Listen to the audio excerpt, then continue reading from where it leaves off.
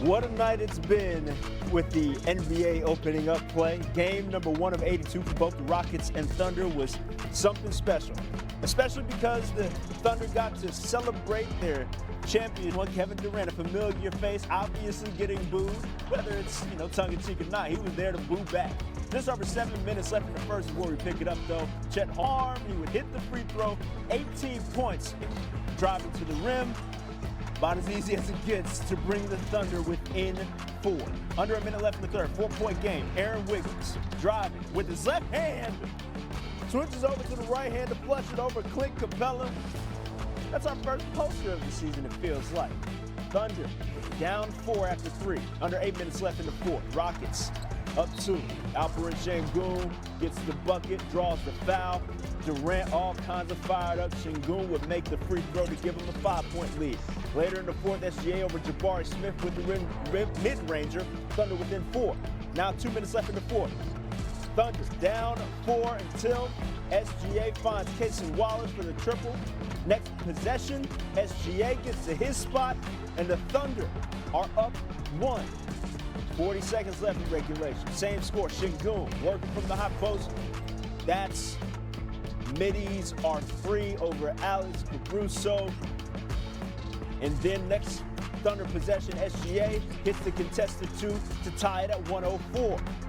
Unbelievable mid-range work from Shai Gilgeous-Alexander to lock it up at 104. 2 seconds left in regulation. Rockets inbound. Sengun misses the turnaround jumper at 104 apiece. We head into overtime. Over 4 minutes left in overtime here.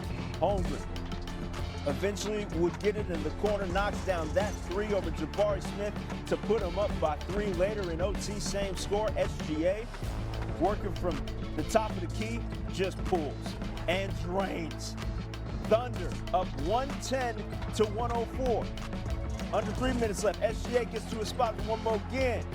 That's good from the left elbow. It's a 112-106 game. 2 minutes left. Durant driving, kicking out to Smith. Houston within 2 after that triple. Just over 10 seconds now. Sengun puts it up. It does not go. Collects his board and throws it home with emphasis. Tied at 115. Under 5 seconds left. Same score. SGA with a chance to win it, but cannot do it. Durant gets the rebound, appears to call timeout, but no timeout is called. Mark Daniel is infuriated because he saw the timeout call. Evidently, the refs did not, and so we head to double overtime.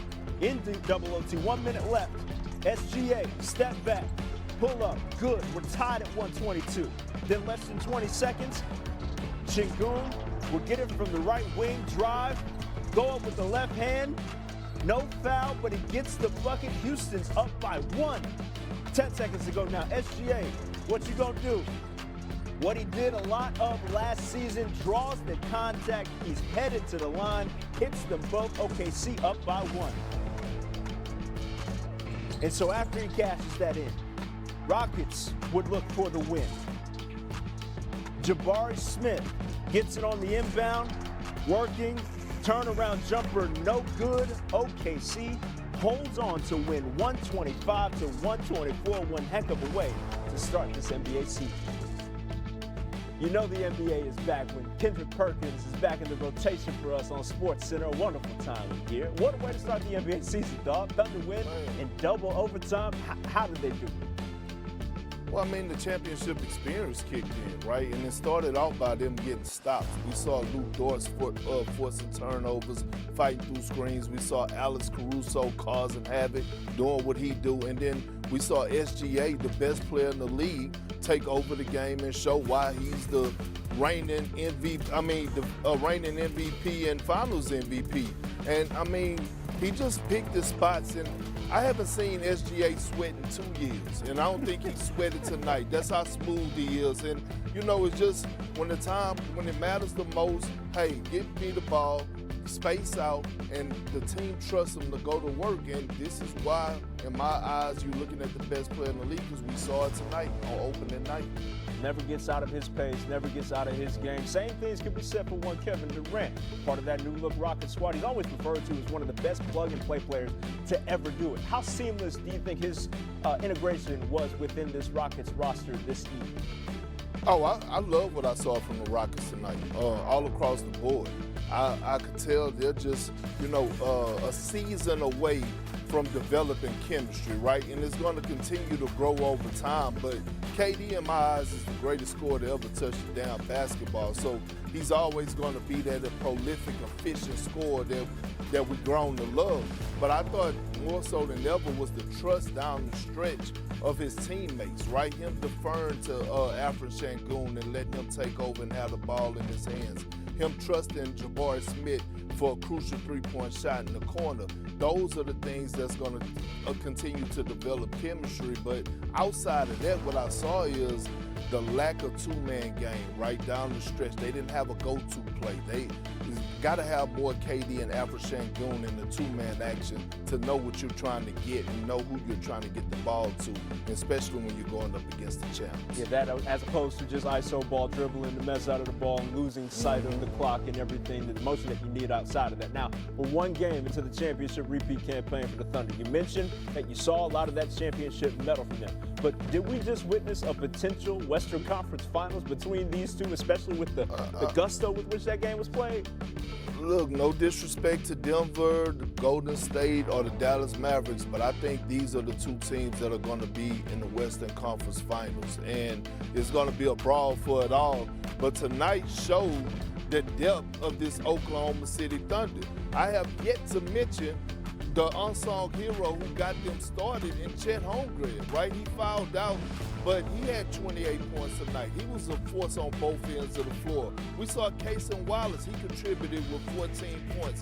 And they're still without arguably their second best player in Jalen Williams, who was over there dressed like Blade tonight on the sideline, without him. So, again, you see how deep they are. You see guys come in and step up, hit big shots and get stops. And most importantly, when you watch a championship team, guys are stars in their role. And that's what we saw tonight out of Oklahoma City as they got the win on their ring night at the crib.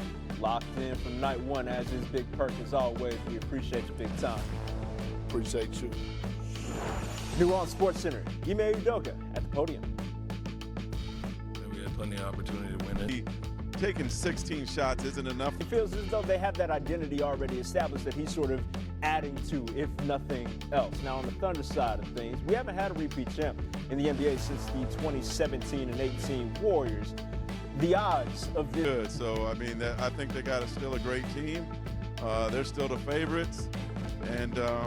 But they've got about 5 or 6 other teams in the West that are going to be tapping on their shoulder all season. It is evident that we are already back in the throes. Mid-season form, it feels like, despite it being game number 1 of 82. That applies both to the teams and one Mark Spears. We appreciate you. I'm not calling a timeout. Not at all. Not to be construed. Things I thought they dictated the tempo of the game early, and I thought we were able to get some of our pressure and be able to handle the right way that I thought we did a pretty good job of for this early in the season. So there was a lot of good learning in the game. You guys aren't new to games like this, but with the distractions, the emotions of the game, how impressed were you with their poise in a game like this, especially the Rockets? Seemed like they had the momentum the majority of the night. Yeah, it wasn't an easy night. I thought we got some great shots that didn't go down, and Houston played well, made plays. I'm glad the guys enjoyed the ceremony. That's a great life event for everybody, and I'm glad they enjoyed it. But they also compartmentalized pretty well. I didn't think we had quite the bite that we normally do early, but that might have been whatever. So I thought we got back on it, and second half we were way more